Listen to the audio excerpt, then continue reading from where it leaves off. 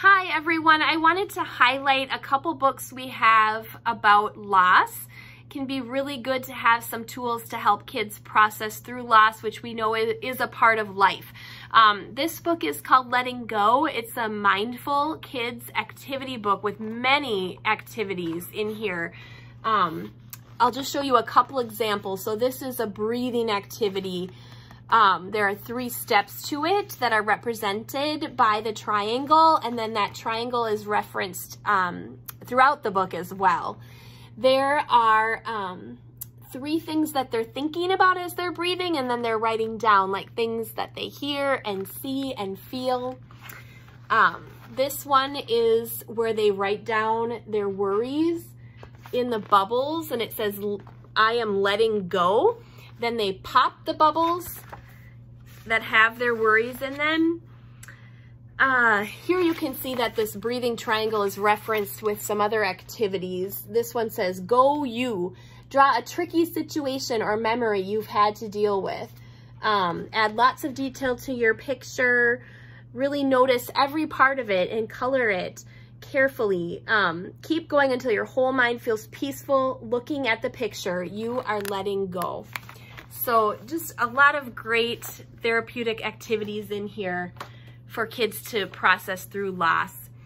What about very young children? So this one is called Why Do Things Die? And there will be a question at the top of the page and then flaps that kind of answer it. So this one says, when do things die? Normally, when they're very old and they've had a long life. Sometimes an accident or an illness can mean they die sooner.